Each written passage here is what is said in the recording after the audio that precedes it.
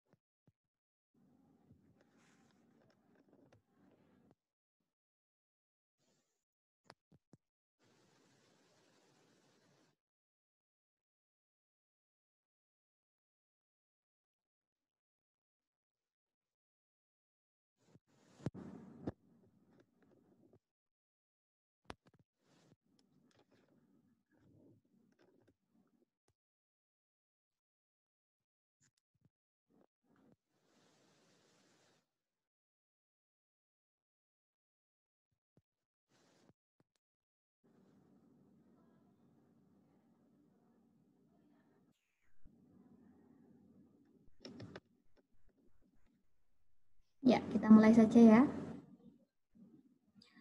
Karena jamnya sudah jam 8:04. Assalamualaikum warahmatullahi wabarakatuh. Waalaikumsalam. Waalaikumsalam warahmatullahi wabarakatuh.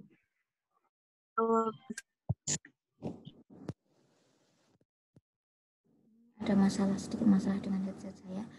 Oke, hari ini kita akan meneruskan materi dari mata kuliah falsafah dan teori keperawatan kita, pertemuan ke-13. Ada yang masih bertanya apakah hari ini pakai Skalsa atau pakai Zoom. Saya ingatkan lagi ya, ini kita laksanakan sampai pertemuan terakhir, yaitu pertemuan Senin depan, pertemuan ke-14. Jadi silahkan untuk kelompok yang hari ini akan presentasi, semoga bisa lebih baik dari kelompok yang kemarin ya. Yaitu di-share dulu tentang videonya, kemudian analisanya. Saya alokasikan waktunya sampai 9.30 karena saya harus Zoom dengan kelas B. Jadi silahkan kelompok yang sudah ditunjuk untuk hari ini presentasi, perwakilannya silahkan angkat tangan, raise hand, nanti saya jadikan hostnya. Boleh tahu kelompok berapa dan siapa mahasiswanya yang akan presentasi hari ini? Kelompok 4, Bu. Yang mau share screen Irfan Rifai. Irfan Rifai. Oke, saya cari. Ya. Mas Irfan, saya jadikan host. Dipersiapkan, Mas.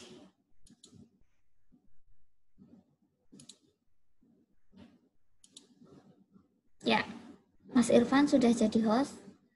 Silahkan Mas Irfan dipersiapkan. Di-unmute dulu itu.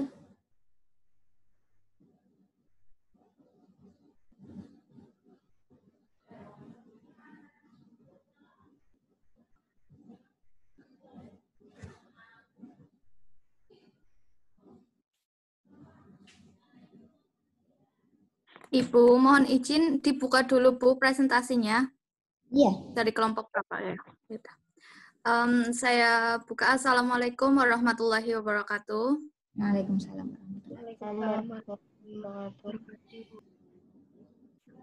Perkenalkan, kami dari kelompok 4, yaitu teori Virginia Henderson. Di sini kami akan memperlihatkan tentang video role play teori Virginia Henderson.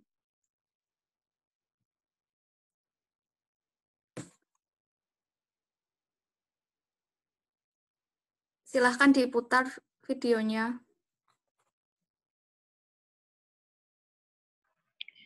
Ibu, maaf itu Mayang belum di ACC, Bu.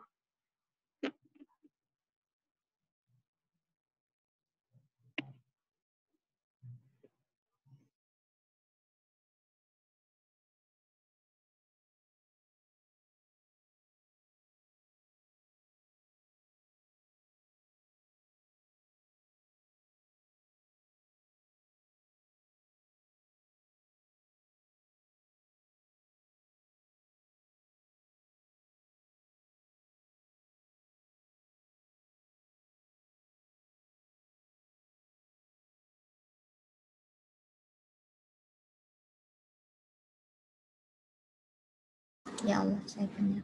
Yang lain kedengaran suaranya nggak? Ini saya nggak kedengaran nih.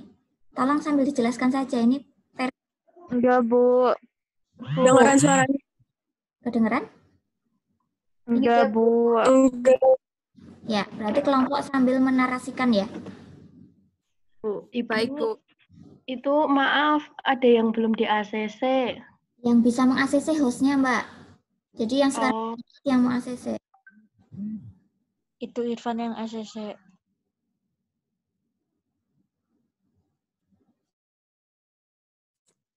Baik, saya jelaskan aplikasi teori konsep Virginia Henderson pada praktek keperawatan, yaitu pada kasus ACS atau akut coronary syndrome, sindrom koroner akut, yaitu penyumbatan aliran darah ke jantung secara mendadak. Dalam teori keperawatan Virginia Henderson mencakup seluruh kebutuhan dasar seorang manusia. Henderson memberikan 14 kerangka kerja dalam melakukan asuhan keperawatan.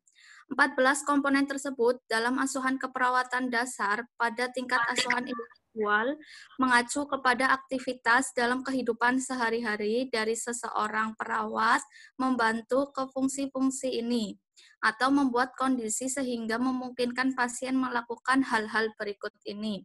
Yang pertama, bernafas dengan normal. Bantuan yang dapat diberikan kepada pasien oleh perawat adalah membantu memilih tempat tidur, kursi yang cocok, serta menggunakan bantal, alas, dan sejenisnya sebagai alat pembantu agar pasien dapat bernafas secara normal dan kemampuan mendemonstrasikan dan menjelaskan pengaruhnya kepada pasien. Memberikan fasilitas oksigenasi jika pasien sesak nafas. Yang kedua, kebutuhan akan nutrisi. Perawat harus mampu memberikan penjelasan mengenai tinggi dan berat badan,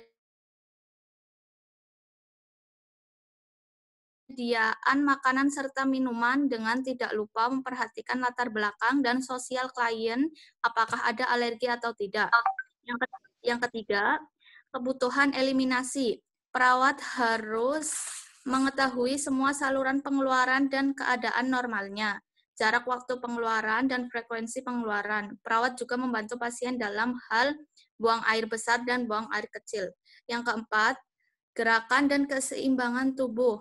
Perawat harus mengetahui tentang prinsip-prinsip keseimbangan tubuh, miring, dan bersandar. Yang kelima, kebutuhan istirahat dan tidur. Perawat harus mengetahui tentang pergerakan badan yang baik dan juga mengajarkan bagaimana cara mengontrol emosi yang baik. Selain itu, perawat membantu pasien untuk mendapatkan posisi tidur yang baik dan merubahnya agar tidak terjadi lecet. 6. Kebutuhan berpakaian. Perawat dasarnya meliputi membantu klien memilih pakaian yang tepat dari pakaian yang tersedia dan membantu untuk memakainya. 7. Memperhatikan temperatur tubuh atau sirkulasi. Perawat harus mengetahui psikologi panas dan bisa mendorong ke arah tercapainya keadaan panas maupun dingin dengan mengubah temperatur, kelembaban, atau pergerakan udara, serta dengan memotivasi klien untuk meningkatkan atau mengurangi aktivitasnya. Akan dilanjutkan oleh Mbak Hawa Arum. Silahkan Mbak Hawa Arum.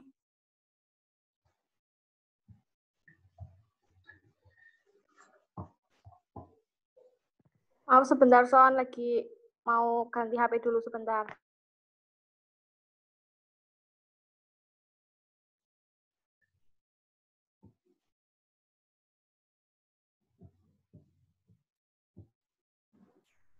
Hawa Arumnya mana? Lagi itu Bu, ganti HP katanya. Oke. Yang lain dulu, Mbak. Oh, yang lain. Satu lagi siapa, Mbak? Irfan Rifai. Udah Irfan, Febri, Hawa Arum. Ya, terus kan harusnya Happy, tapi Happy-nya udah keluar, Bu. Happy kenapa? Keluar kuliah katanya. Oh. Ya. Ya. Yang kedelapan, kebutuhan akan personal hygiene. Perawat harus mampu untuk memotivasi klien mengenai konsep-konsep kesehatan bahwa walaupun sakit klien tidak perlu untuk menurunkan standar kesehatannya dan bisa menjaga tetap bersih baik fisik maupun jiwanya. Yang kesembilan, kebutuhan rasa aman dan nyaman. Perawat harus mampu untuk memotivasi klien mengenai konsep-konsep kesehatan bahwa walaupun sakit, klien tidak perlu untuk menurunkan standar kesehatannya. Yang ke-10, berkomunikasi dengan orang lain dan mengekspresikan emosi, keinginan, rasa takut, dan pendapat. Perawat menjadi penerjemah dalam hubungan klien dengan tim kesehatan lainnya dalam memajukan kesehatannya dan membuat klien mengerti akan dirinya sendiri. Ke-11, kebutuhan spiritual. Perawat mampu untuk menghormati klien dalam memenuhi kebutuhan spiritualnya dan meyakinkan pasien bahwa kepercayaan, keyakinan, dan agama sangat berpengaruh terhadap upaya penyembuhan. 12. Kebutuhan bekerja. Dalam perawatan dasar, maka penilaian terhadap interpretasi terhadap kebutuhan klien sangat penting, di mana sakit bisa menjadi lebih ringan apabila seseorang dapat terus bekerja. Kebutuhan bermain dan rekreasi. Perawat mampu memilihkan aktivitas yang cocok sesuai umur, kecerdasan, pengalaman, dan selera klien, kondisi serta keadaan penyakitnya. Yang ke-14 atau terakhir, kebutuhan belajar. Perawat dapat membantu klien belajar dalam mendorong usaha penyembuhan dan meningkatkan kesehatan serta memperkuat dan mengikuti rencana terapi yang diberikan. Semua pengaplikasian teori Virginia Henderson sudah mencakup pada teori kebutuhan dasar manusia, yaitu yang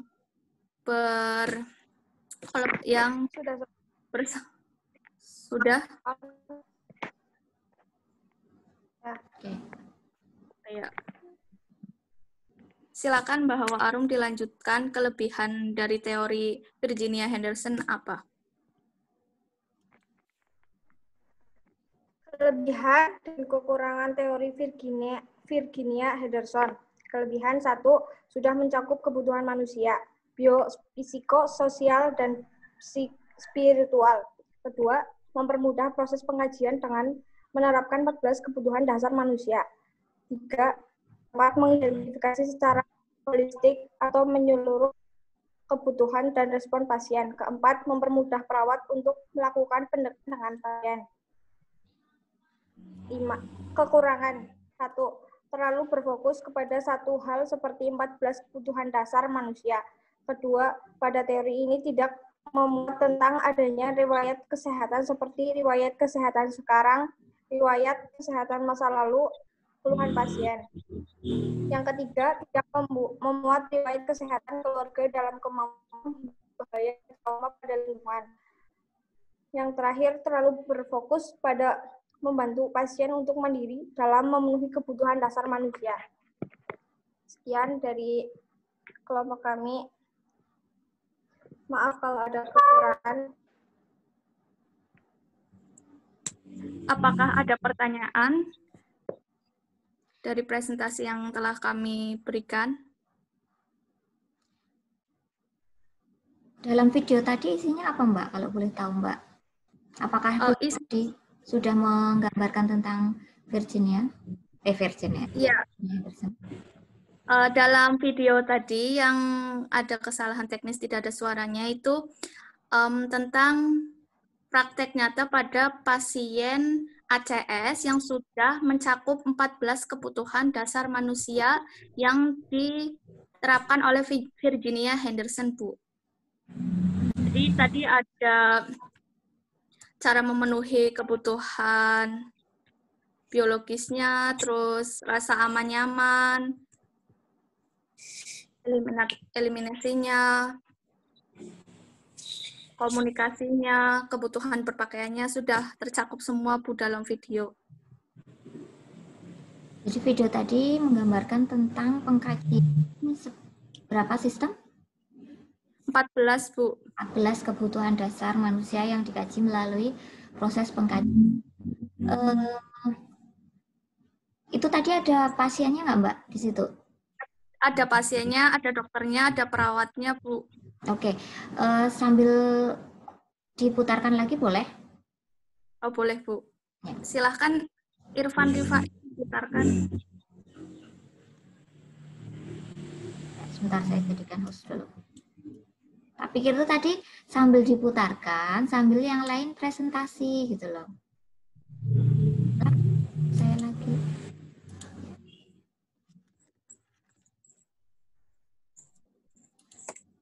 Nanti jadi kayak gitu ya, kalau nggak ada keluar suara, tetap videonya diputar sambil kalian tetap menarasikan. Jadi yang lain punya gambaran. Siap-siap untuk yang kelompok selanjutnya. Sambil menunggu Mas Irfan share video. Nah, udah ini.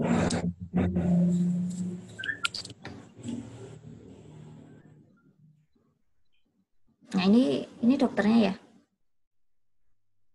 Iya, Bu. Ini dokternya yang sedang berkomunikasi dengan perawatnya, Bu. Kita akan mendapatkan hasil yang optimal. Mari kita berdoa menurut proses diskusi. Berdoa dimulai. Oke, berdoa selesai. Oke, sebelum kita memulai aktivitas studi kita, bagaimana kalau kita melakukan diskusi dulu ya. Ada beberapa pasien yang salah satunya adalah pasien sama Pak Tommy ini. Pak Tommy ini pasien baru ya, baru masuk kemarin ya. Barangkali Dr. Studi mohon disampaikan terkait dengan pasien ini. Silakan disampaikan.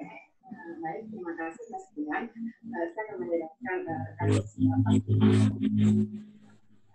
ISSM ini memiliki riwayat post-early PCI pada Agustus 2019. Pasien ini bukan ODP maupun PDP. Pasien mengeluh nyeri dada berat skala 8 dari 10 di daerah dada kiri sejak 2 jam sebelum masuk rumah sakit yang dirasakan pada hari ini. Keluhan nyeri dada sejak pukul 5 pagi, namun sudah menghilang pukul 6 pagi. Nyeri dada dirasakan tembus ke belakang tanpa disertai keringat dingin ataupun mual muntah. Nyeri dada dirasakan durasi lebih dari 30 menit. Sudah diberikan ISDN 5 mg 2 kali di ruang pemeriksaan nuklir, namun nyeri dada masih belum berkurang signifikan. Nyeri dada saat di PJMHK dirasakan pada saat pasien sedang hendak dilakukan pemeriksaan nuklir, namun belum sempat dilakukan pemeriksaan, pasien sudah mengalami nyeri dada. Mungkin Nur Samudi bisa menambahkan. Baik, untuk saat ini pasien berada pada fase pemulihan di ruang ICU, dan dengan masalah keperawatan yang utama itu nyeri dada. Ini terjadi saat pengajian itu berdasarkan rekam medis, pasien itu nyeri dada terjadi saat melakukan aktivitas dan ketika istirahat. Juga pasien ini mengalami masalah intoleransi aktivitas sehingga membutuhkan perawatan oleh perawat secara penuh, baik itu untuk makan, minum, BAK, BAB maupun tindakan kebersihan diri pasien. Lalu untuk masalah klinisnya sudah diberikan ISDN 5 mg dan ternyata memang nyerinya ini masih belum berkurang, dan rencana hari ini saya akan memberikan tindakan keperawatan yaitu berupa teknik relaksasi nafas dalam sehingga nanti ini dapat berfungsi untuk mengurangi dari nyeri pasien. Pasien ini merupakan pasien sakit jantung ya, pasien akut kronis itu yang stay. Keluhan utamanya saat masuk rumah sakit adalah di dada. Ya. Di dada ini sudah dilakukan beberapa obat ternyata tidak menolong. Akhirnya dilakukan pemasangan sisi. Nah, bagaimana? Apakah nyeri dadanya berkurang setelah dilakukan tindakan tersebut? Oke, baik kalau gitu. Terima kasih atas informasinya. Menuju ke pasiennya atau dikaji dengan betul ya, berikan pelayanan yang optimal. Oke. Oh ya, saya ingin menyampaikan kepada mohon kita bergabung nanti kita akan melakukan diskusi mengenai profesi. Selamat pagi, nurse, Bu Dokter. Pak Ibu, wah Bapak baru selesai makan ya? Gimana Bu, makanannya Bapak habis? Pagi ini alhamdulillah sarapannya habis, tapi dari semalam itu bapaknya belum sakit-sakit terus dadanya, nurse. Sampai pagi ini masih bilangnya masih sakit terus, padahal sudah dikasih obat yang kemarin nurse kasih, sudah diminum juga, tapi masih belum berkurang katanya apa ya? Alhamdulillah kalau habis. Papa masih ingat saya kan? Iya, saya Nurse Dian. Saya bersama Dr. Ratna, beliau yang akan memeriksa Bapak hari ini. Bapak bisa menyampaikan keluhannya Bapak dan apa yang masih Bapak rasakan saat ini. Ibu juga bisa bertanya hal-hal yang terkait dengan penyakit Bapak. Mari silakan Bu Dokter. Selamat pagi Pak Tommy. Perkenalkan saya Dr. Ratna Pak, dokter spesialis jantung di rumah sakit ini yang akan merawat Bapak selama Bapak dirawat di rumah sakit ini. Pagi dok. Gimana Pak kabarnya pada pagi hari ini? Masih nyeri dadanya? Oh ya dok, biasa sakit banget. Pagi semalam nggak bisa tidur. Nah, seperti ditusuk dokter. Padahal sudah minum obat dok. Oh gitu. Jadi nggak bisa tidur semalaman ya? Iya dok. Oh iya ya, coba saya periksa dulu ya Pak ya. Untungnya ya Pak ya.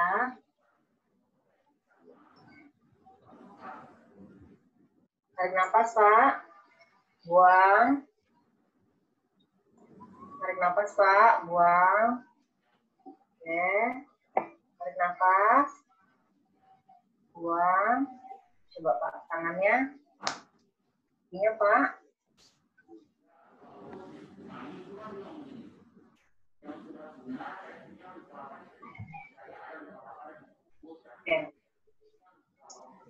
Oke, jadi Bapak nggak bisa tidur ya karena nyeri ya.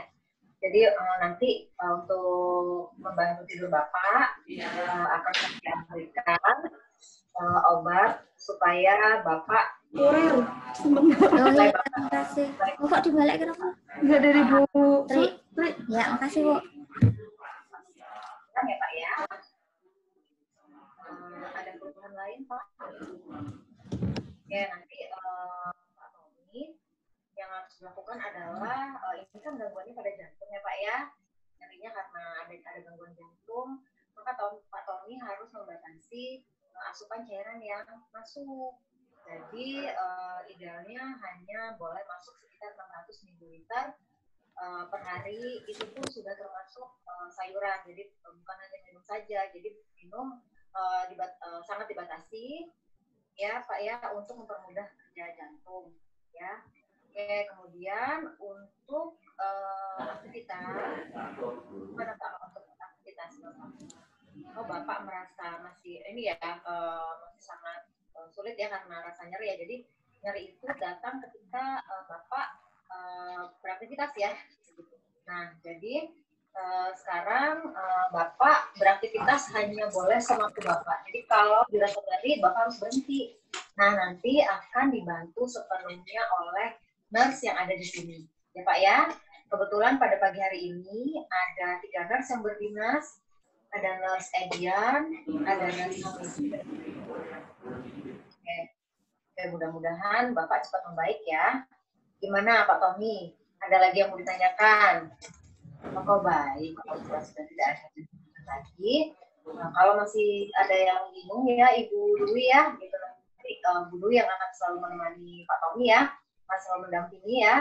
Nanti bisa tanya Bu ke reception atau tidak bantuan itu ya Pak Bu, saya tinggal dulu. Kalau tidak ada pertanyaan, J. Assalamualaikum. Ibu, nanti 1 jam lagi teman saya Nur Samudi akan datang untuk mengajarkan Bapak bagaimana caranya biar lebih rileks dan bisa mengontrol nyerinya, sehingga nanti Bapak bisa lebih nyaman lagi. Baik, Ibu, Pak Tom, kalau sudah tidak ada pertanyaan, saya permisi dulu. Assalamualaikum warahmatullahi wabarakatuh. Tadi saya sudah visita dengan Dr. Ratna, dan Dr. Ratna sudah menjelaskan ke Pak Tom bahwa dia boleh melakukan gerakan semampunya. Jadi sesuai dengan rencana kita saat konferensi tadi, nanti Nurse Mahmudi bisa mengajarkan dia untuk teknik relaksasi. Tapi Nurse, tadi saat saya visita, saya lihat baju yang digunakan Pak Tom itu masih baju yang kemarin. Jadi mungkin nanti Nurse Mahmudi bisa membantunya untuk berganti pakaian sebelum melakukan relaksasi itu. Nanti kalau Nurse Mahmudi butuh bantuan saya, panggil saja. Iya, baik Mas Dian, nanti saya akan melakukan tindakan kepada Pak Tommy berupa relaksasi nafas dalam, dan sebelumnya nanti saya akan mungkin kalau ada keluarga saya akan minta bantuan keluarga untuk menjaga tentang kebersihan diri dari Bapak Tommy. Gitu. Assalamualaikum Bapak Tommy, Ibu Dwi. Waalaikumsalam warahmatullahi wabarakatuh. Baik, perkenalkan saya perawat Tommy. Di sini saya nanti akan melakukan tindakan kepada Pak Tommy, yaitu mengajarkan tentang relaksasi nafas dalam kepada Pak Tommy. Namun sebelum itu saya mohon bantuannya kepada Ibu Dwi untuk membantu menggantikan dari Pak Tommy. Oke, cukup, Mas Irfan. Ini waktunya running out, tinggal 10 menit ya. Ada pertanyaan di situ atau ada klarifikasi mungkin? Kalau itu kebetulan tadi yang jadi Dokter Ratna itu teman saya S1. Dia lagi S2 di sekarang. Melihat nggak malah itu apa ya, dokter rasa perawat ya. Jadi yang banyak menerangkan malah ya betul sih, yang memeriksa dan menjelaskan tentang penyakit pasien harusnya memang dokter, tapi biasanya kalau di lahan tidak sedetil itu ya. Jadi harusnya yang melakukan pengkajian secara detail terkait dengan kebutuhan dasar manusianya itu lebih ke perawat. Kalau dokter mungkin ke penyakitnya ya. Dan nanti advis dokternya itu terkait dengan pengobatan, kemudian penata laksanaan yang lainnya, apa yang harus dilakukan. Tapi tadi sebenarnya peran perawat sudah mulai ke arah ronde keperawatan ya, saling memberikan informasi, kemudian mengkaji ulang dan lain sebagainya, itu bagus. Cuma dokter rasa perawatnya masih ada gitu ya, karena basicnya dia memang perawat sih yang bermain peran jadi dokter gitu ya. Kebetulan suaminya dokter, jadi sangat menghayati ya. Oke. Jadi seperti itu, Virginia Henderson itu mengkaji 14 kebutuhan dasar, eliminasi, cara berpakaian. Tadi kan dilihat di situ, oh itu nyerinya sudah berkurang, tapi bapaknya masih menggunakan baju yang kemarin. Artinya kan personal hygiene-nya tidak terpenuhi. Nah, nanti perawat yang satunya akan berusaha tetap menurunkan nyerinya, tetapi tetap memprioritaskan juga kebersihan dirinya berpakaian. Nah, itu jadi 14 kebutuhan dasar itu harus terkaji semua untuk menentukan diagnosa keperawatan yang mungkin muncul. Kalau diagnosa keperawatan itu kan berkaitan dengan kebutuhan dasarnya ya. Kalau diagnosa dokter itu kan ke penyakitnya ya. Seperti itu. Ada yang mau ditanyakan jadi kelompok? Jadi lebih punya gambaran ya. Jadi perawat memang harus bisa tampil di depan ya, karena harus menjelaskan ke pasien tentang penyakitnya. Jadi tadi kan nurse siapa tadi yang berjilbab tadi, itu kan ini dokter yang akan merawat Bapak, ini saya perawat ini menjelaskan, dan nanti kami akan bla bla bla gitu dijelaskan di awal. Ya, jadi kalau sudah presentasi artinya tidak membaca lagi ya. Mbak Hawa Arum kelihatan sekali tadi masih membaca. Anda presentasi sudah menguasai videonya, tinggal menjelaskan yang lain, karena memahamkan itu harus paham dulu ya. Jangan-jangan anggota kelompok belum tahu video yang akan diputar seperti apa ya. Kerja kelompok itu berarti setiap anggota kelompok harus berkontribusi dan harus paham apa isi dari tugasnya gitu ya. Dari yang lain ada yang ditambahkan ya?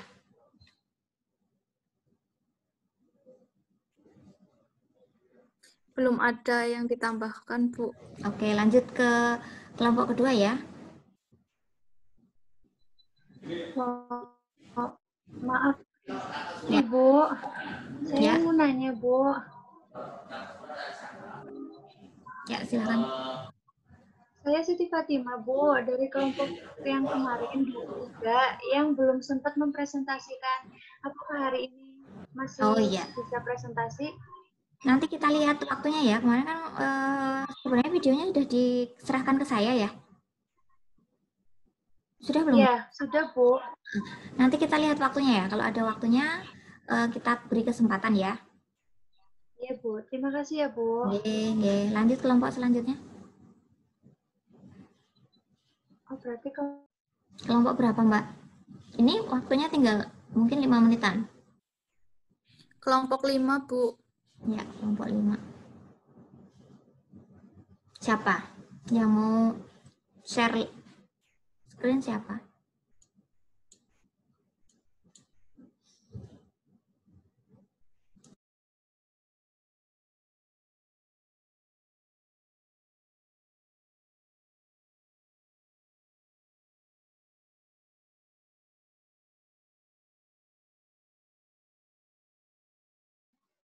Yang mau share screen siapa? Ditunggu.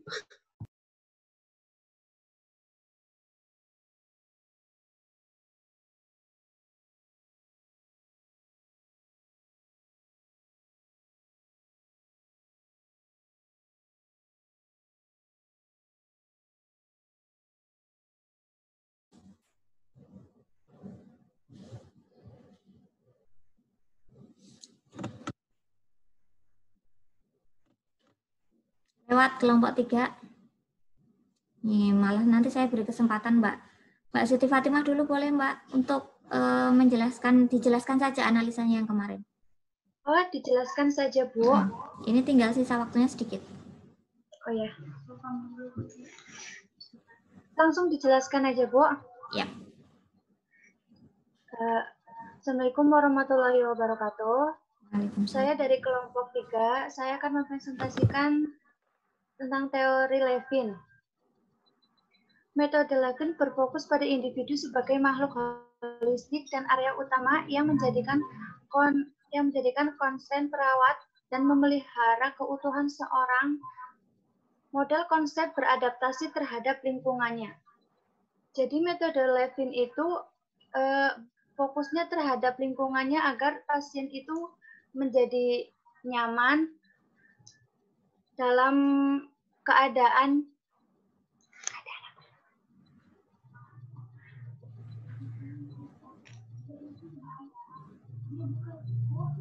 intinya dalam intinya metode Levin itu menerangkan kalau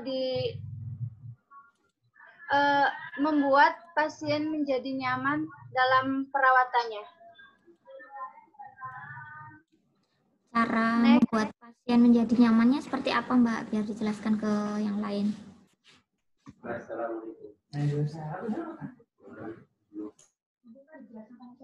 Iya. Selanjutnya akan dijelaskan sama Sarah, Bu. Penerapan teori Levin pada penyakit diabetes mellitus. Seorang perawat mendatangi pasien yang mempunyai penyakit diabetes mellitus. Perawat menanyakan keluhan pasien tersebut. Keluhan yang diderita pasien yaitu mual, muntah, lemas sejak 7 hari yang lalu.